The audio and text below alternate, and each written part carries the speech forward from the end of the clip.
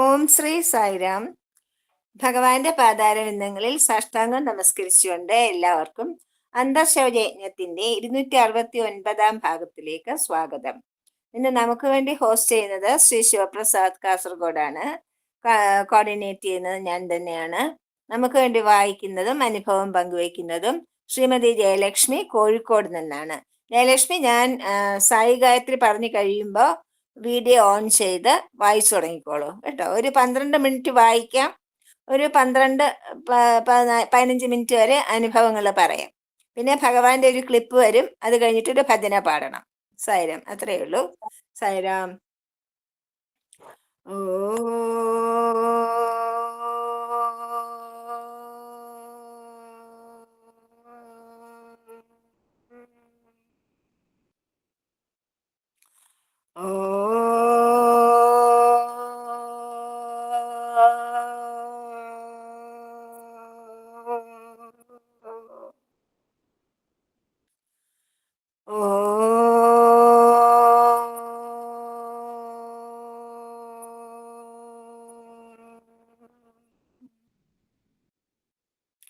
ഓം സാईश्वराय വിദ്മഹേ സത്യദേവായ ധീമഹി തന്നഃ സർവഃ പ്രചോദയാത്. ഓം സാईश्वराय വിദ്മഹേ സത്യദേവായ ധീമഹി തന്നഃ സർവഃ പ്രചോദയാത്. ഓം സാईश्वराय വിദ്മഹേ സത്യദേവായ ധീമഹി തന്നഃ സർവഃ പ്രചോദയാത്. ഓം ശാന്തി ശാന്തി ശാന്തി. ഓം ശ്രീ സായിരാം. ജയലക്ഷ്മി തുടങ്ങിക്കോളൂ കേട്ടോ. സായിരാം. കുറച്ചൊന്ന് താഴ്ന്നിരിക്കുവേ, തല കട്ടായി പോണു. ഒന്ന് താഴ്ന്നിരിക്കൂ, ഒന്നും കൂടെ. ശരി, ഓക്കെ. ഓം ശ്രീ സായിരാം. സ്വാമിയുടെ പ്രമീല, വീഡിയോ ഓഫ് ചെയ്യൂ.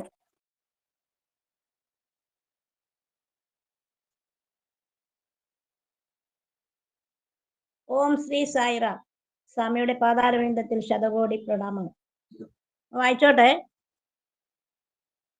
സായിറാം ചേച്ചി, വായിച്ചോട്ടെ.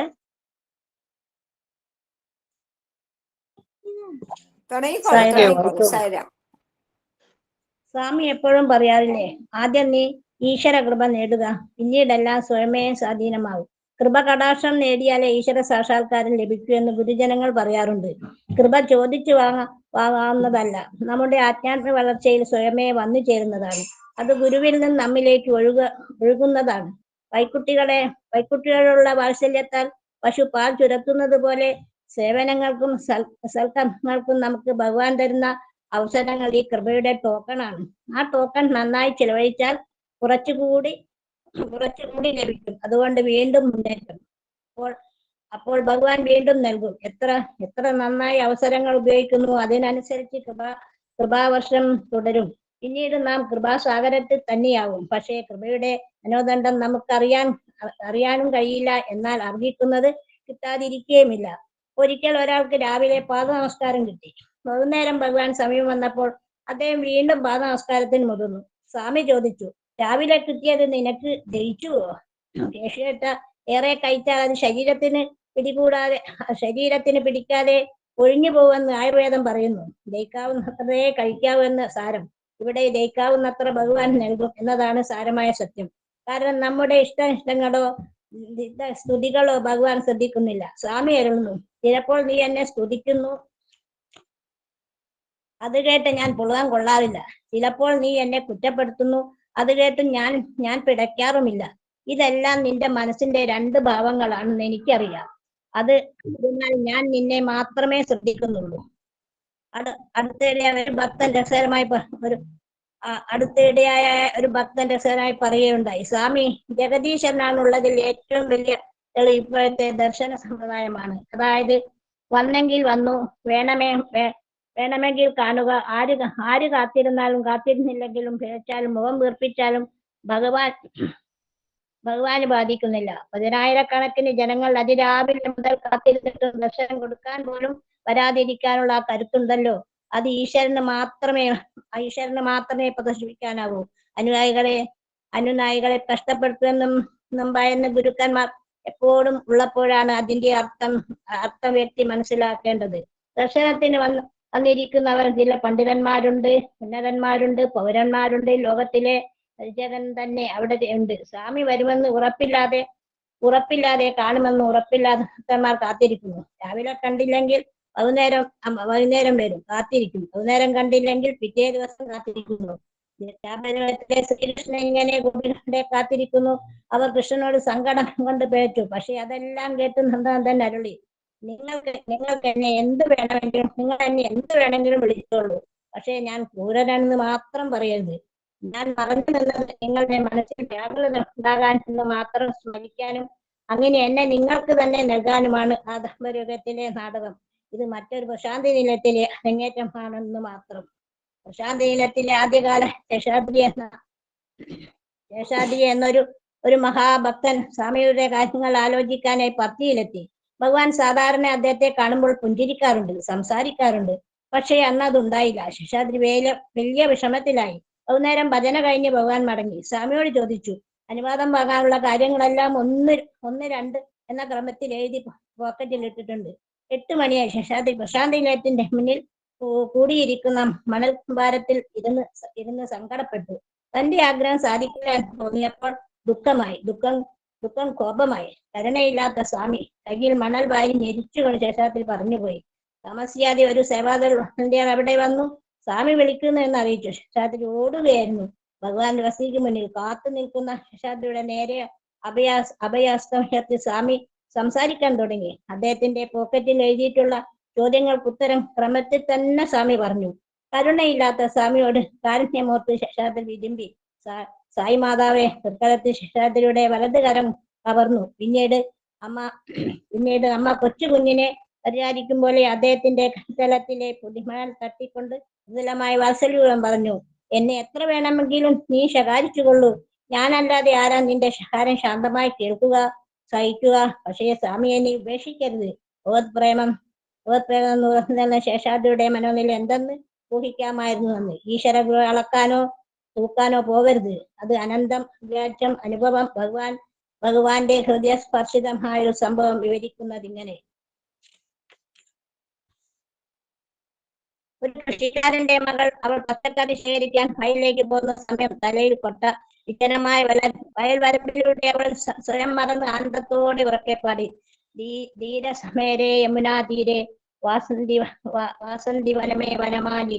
പെട്ടെന്ന് പുറകിൽ ഒരു കാൽപ്പെരുമാറ്റം. അവൾ തിരിഞ്ഞു നോക്കി. അതിസുന്ദരമായ ആരെയോ വശീകരിക്കാൻ കഴിയുന്ന സൗന്ദര്യത്തോടും തേജസ്സോടും കൂടി ഒരു യുവാവ് തൊട്ട് പിന്നിൽ. അവൾ ഭയന്നുപോയി. പരുവത്തോടെ യുവതി ഓടാൻ തുടങ്ങി. ഉടനെ യുവാവ് അവളുടെ കയ്യിൽ കയറി പിടിച്ചു. പിന്നീട് മധുരമായ സ്വരത്തിൽ സംസാരിക്കാൻ തുടങ്ങി. പ്രിയമുള്ളവളെ, എന്തിനു നീ ഭയക്കണം? ഭയം വേണ്ട. ഞാൻ തന്നെയാണ് ആ കൃഷ്ണൻ. നീ പാടിയ കുട്ടിയാ വനമാലിയും ഞാൻ തന്നെ. ഞാൻ പുരുഷോത്തമൻ. ഞാൻ പുരുഷന്മാരിൽ പുരുഷൻ, സ്ത്രീകളിൽ സ്ത്രീ, കുട്ടികൾക്കിടയിൽ കുട്ടി. നിന്റെ ഹൃദയത്തിൽ പെട്ട സംഗീതം കേട്ട് നിനക്ക് ദർശനമേകാൻ വന്നതാണ് ഞാൻ.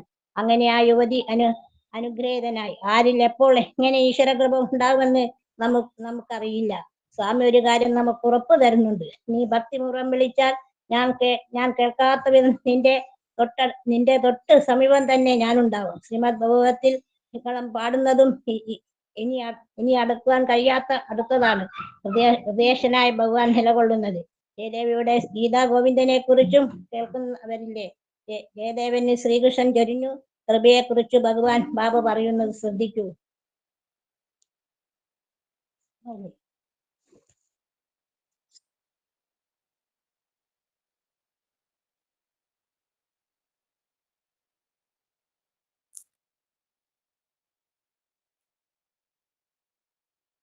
വായിച്ചു ഇനി വായിച്ചോ? സമയം വായിച്ചത് മതിയോ?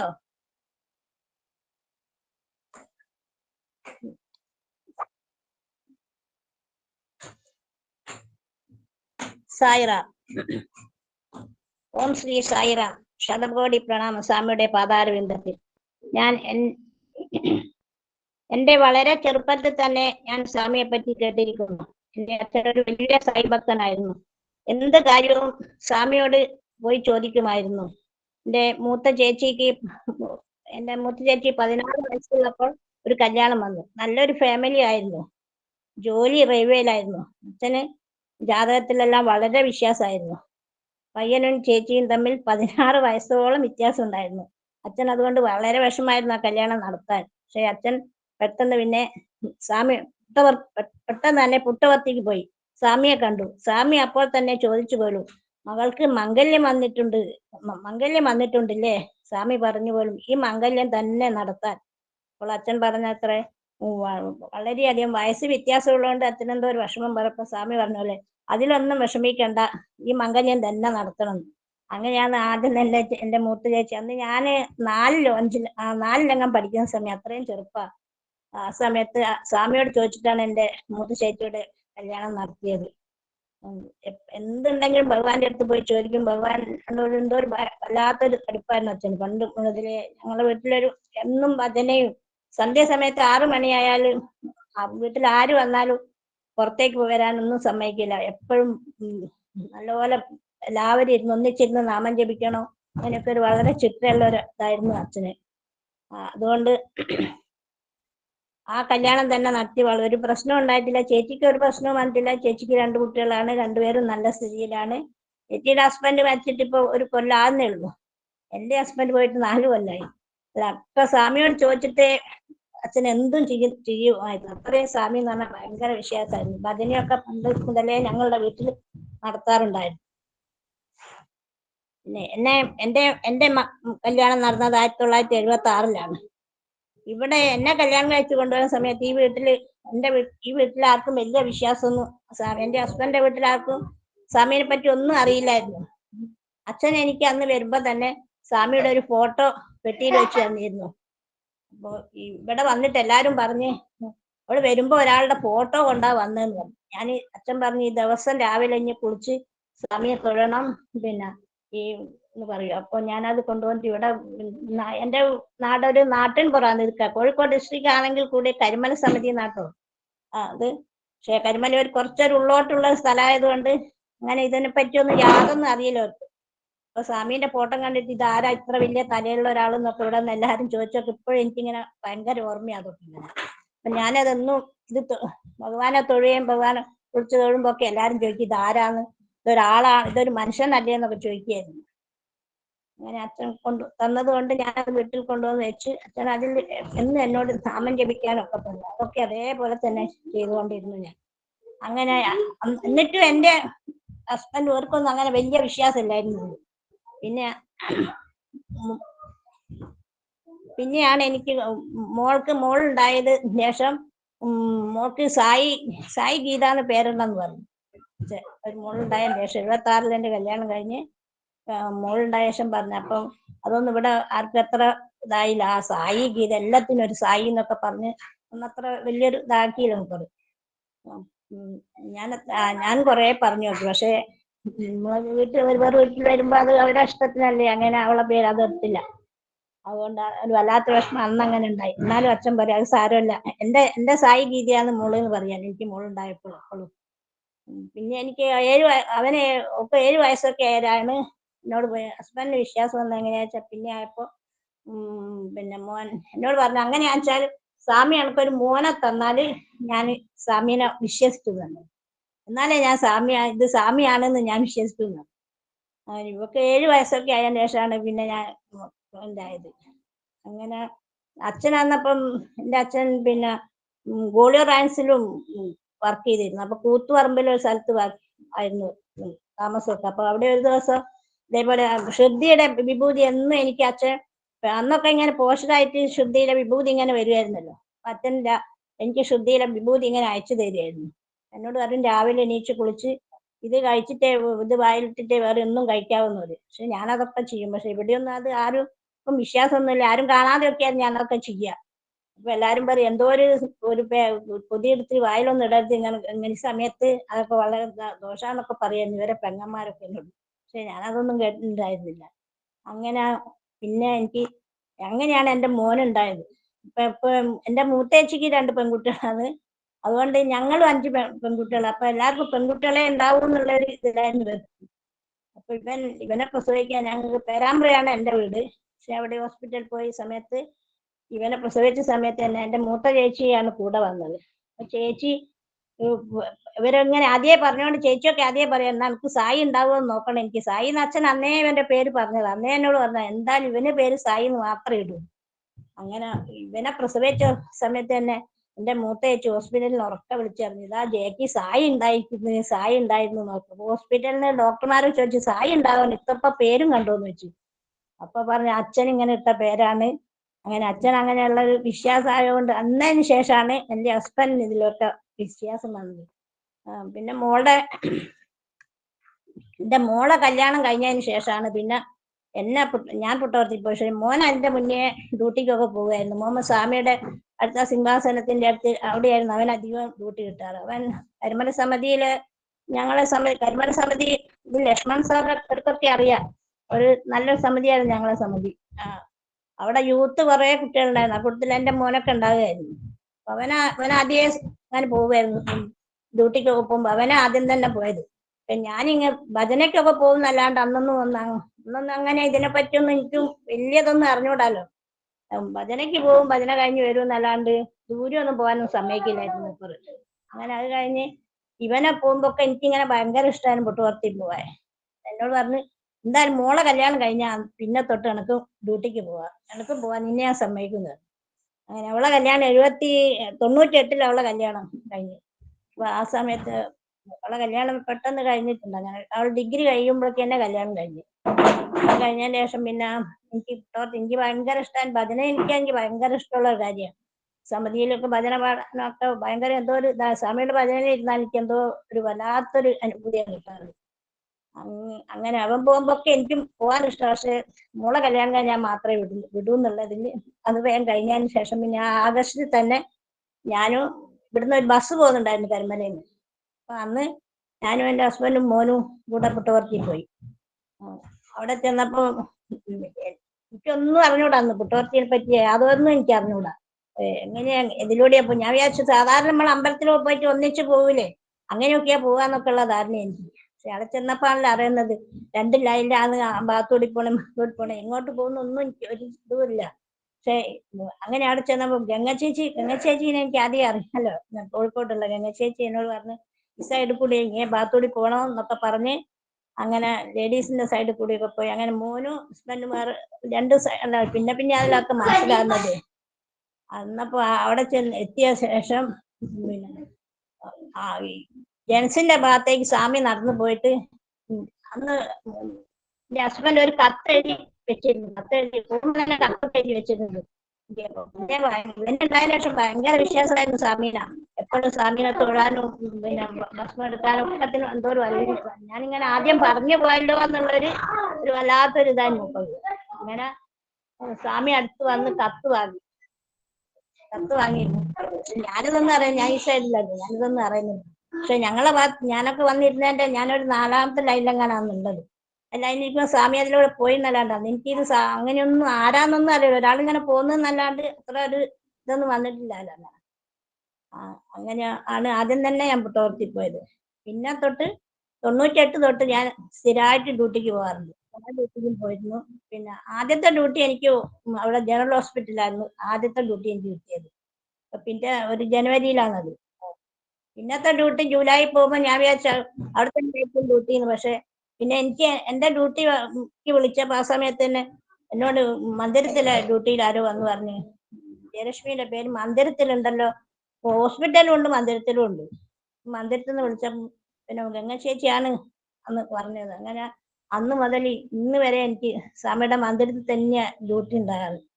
പിന്നെ സ്വാമിന്റെ സമാധി കഴുകാനും ഞാനും ഒരു ഗിരിജയാണ് ചാത്തുവാങ്ങൽ. ഞങ്ങൾ 2 പേരും കൂടെ അവിടെ എത്രയോ കാലം ഡ്യൂട്ടി ചെയ്താണ്. സ്വാമിയുടെ സമാധി കഴുകലും തുടയ്ക്കലും ഒക്കെ ഞങ്ങൾ 2 പേരും കൂടിയാണ് എപ്പോഴും ഉണ്ടാകാറ്.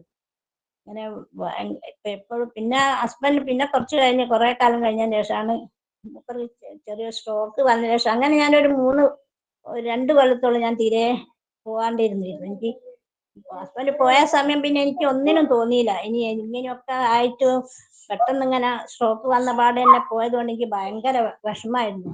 അപ്പൊ ഒരു കൊല്ലം ഞാൻ എവിടെയും പോവാതിരുന്നു. സമിതിയിലൊപ്പം എനിക്ക് ഭയങ്കര വിഷമം തോന്നി.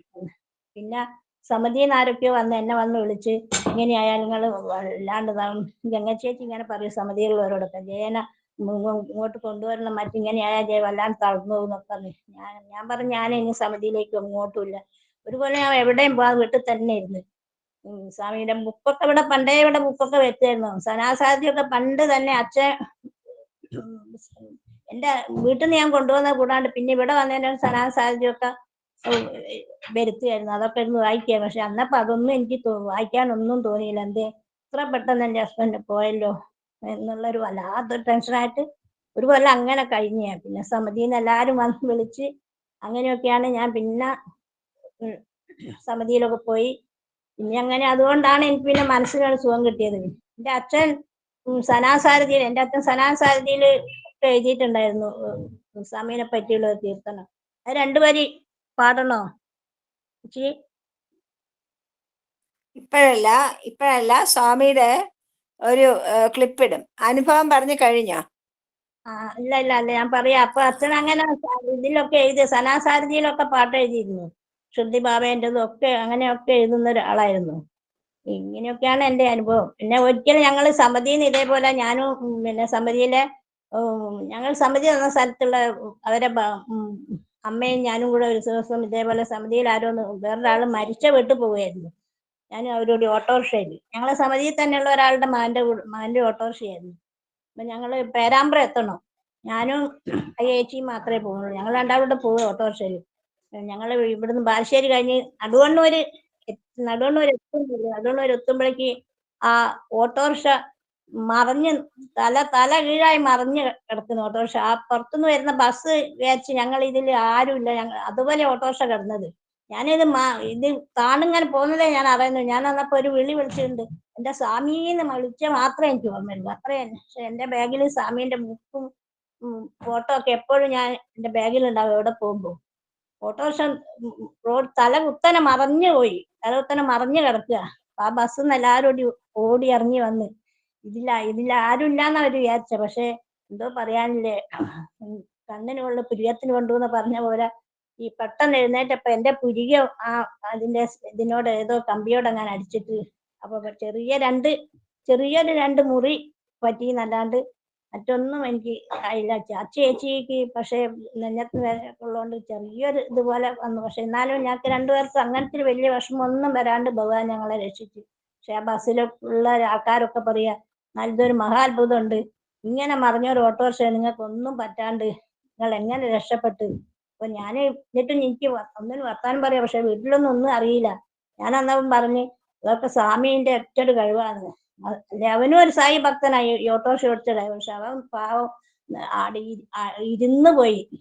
അവന് ഊരൊക്കെ വല്ലാണ്ട് പറ്റി. പക്ഷെ എന്തോ ഭാഗ്യത്തിന് ആർക്കും വലിയ പറ്റിയില്ല. ഓട്ടോറിക്ഷ കേടായി അല്ലാണ്ട് ഭഗവാൻ എന്നെ അങ്ങനെ വലിയൊരു അപകടത്തിൽ ഞങ്ങളെ രക്ഷിച്ചിട്ടുണ്ട്. പിന്നെ കാര്യമായിട്ട് അച്ഛന്റെ കവിത ഭജന പാടുമ്പോ പാടിക്കോളൂ കേട്ടോ. അങ്ങനെയൊക്കെയാണ് എന്റെ കയ്യിലുണ്ടെങ്കിൽ പാടിക്കോളൂ. ഞാൻ അതെനിക്ക് അറിയുന്നതാണല്ലോ, അച്ഛൻ എഴുതിയതാണ് വേണ്ട.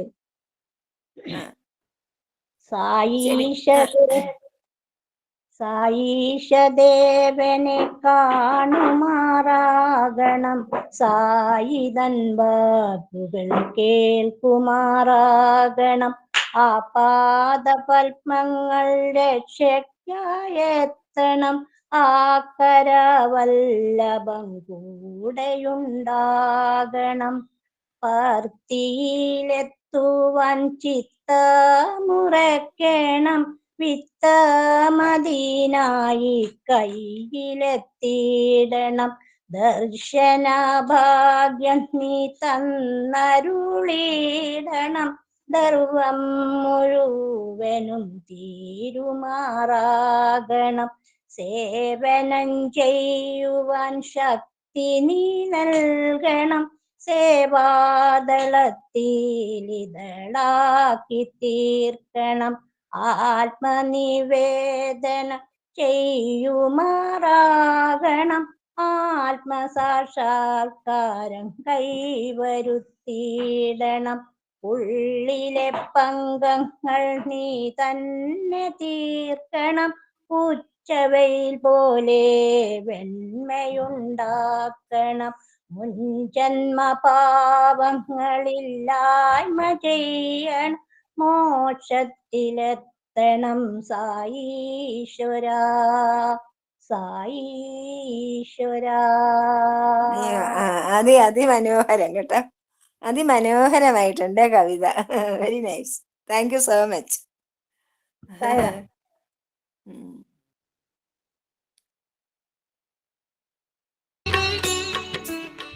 స్వరూపులారా, ఎంబాడిమెంట్స్ ఆఫ్ శాస్త్రాలు చదవాల్సిందే, రీడ్ శాస్త్ర వేదములను అభ్యసించవలసిందే, అండ్ స్టడీ ఆల్సో వేదములు కూడా చూడవలసిందే.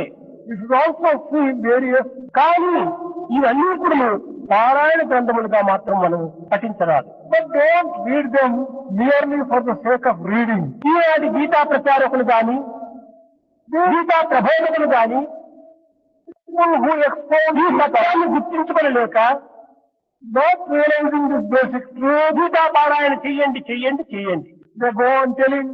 ఇలాంటి మూర్ఖ గురువులు పుట్టడం చేతనే మూర్ఖ శిష్యులుగా తయారైపోతున్నారు.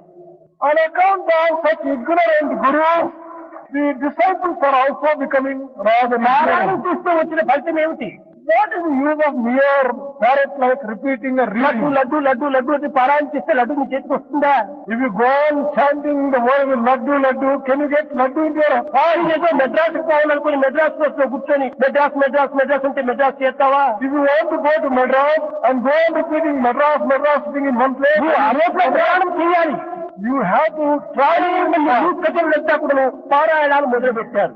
A number of people go on repeating Lalitha సహస్ర పారాయణ, లలితా సహస్ర పారాయణ, గీతా పారాయణం, ఇవన్నీ పారాయణంలో వచ్చినటువంటివా?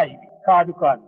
రీడింగ్ ఆఫ్ లలితా సహస్ర, గీత, 3 శ్లోకాలు చేసే బదులు, చెప్పే బదులు ఒక్క శ్లోకం యొక్క ఆచరణ నుంచి, instead of repeating 100 shlokas practice at least meaning of 1 శ్లోక. ఆచరణ లేనటువంటి పారాయణము ఏమి అనర్థం. Practice, reading without practice is useless. Jayalakshmi, ഈ കവിതയും അച്ഛന്റെ പേരും കൂടെ ഒന്ന് ഗ്രൂപ്പിൽ എഴുതിയിടാമോ? ഓ, എഴുതിയിടാം. ഗ്രൂപ്പിലെ കവിത എഴുതിയിട്ട് അച്ഛന്റെ പേരും കൂടെ എഴുതണേ. അച്ഛന്റെ പേരും ബാലകൃഷ്ണൻ, ഞാൻ എഴുതിയിടാം. പേരെഴുതി, പേരും സ്ഥലവും, കവിതയുടെ താഴെ അച്ഛന്റെ പേരും സ്ഥലവും കൂടെ എഴുതിയിടണം കേട്ടോ. നമ്മളെ ഗ്രൂപ്പിൽ ഇട്ട് തരണേ. Thank you. അതിനെ പാടിക്കോളൂ. സായിറ.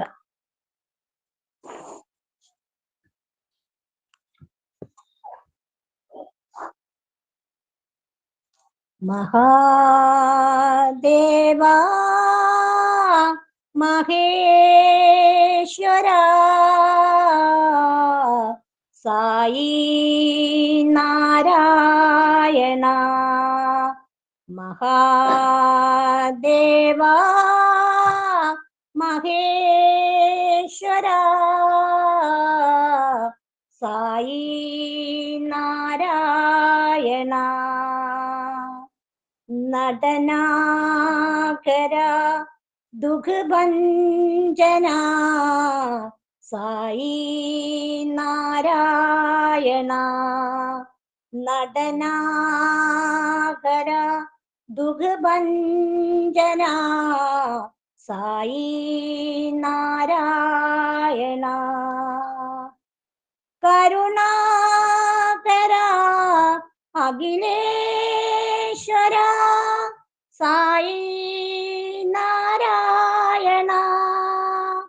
കരുണാകര അഖിലേശ്വര സായി നാരായണ. അള്ളാത്തും മഹവീരേഷു സായി നാരായണ. അള്ളാത്തും മഹവീ നാരായണ. ഹൃദയേശ്വര പർത്തീശ്വര സായി നാരായണ. ഹൃദയേശ്വര പർത്തീശ്വര സായി നാരായണ. മഹാദേവ മഹേശ്വര സായി നാരായണ. നടനാകര ദുഃഖഭഞ്ജന സായി നാരായണ. കരുണാകര അഖിലേശ്വര സായി നാരായണ. അള്ളാത്തും മഹാവീരേഷു സായി നാരായണ. ഹൃദയേശ്വര പർത്തീശ്വര സായി നാരായണ. ഹൃദയേശ്വര പർത്തീശ്വര സായി നാരായണ. മഹാദേവ മഹേശ്വര സായി നാരായണ. സായിറാം. എല്ലാം ഭംഗിയായി Jayalakshmi. Thank you so much for joining കേട്ടോ. Thank you Sairam. ഈ ഗ്രൂപ്പിൽ വന്നോണ്ട് സായി എനിക്കിലൊക്കെ സായിറാം. സായി ഉപമ, ഇപ്പോൾ എന്തെങ്കിലും ഒരു തത്വത്തിൽ ഉറച്ചു നിന്നുകൊണ്ട് കൃത്യനിഷ്ഠയോടെ ജീവിക്കുന്ന ഒരു ജീവിത ശൈലി ഇല്ല.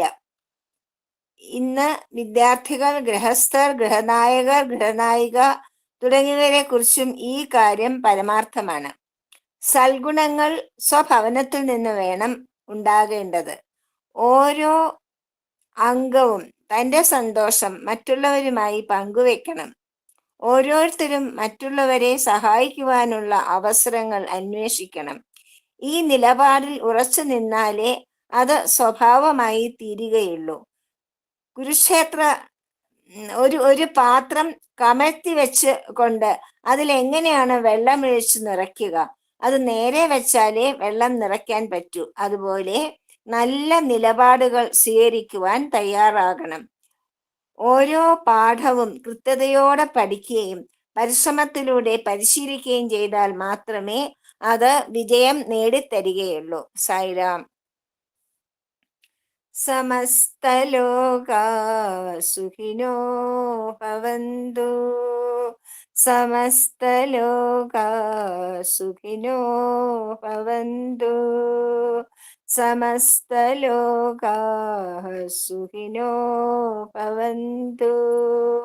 ഓം ശാന്തി ശാന്തി ശാന്തി.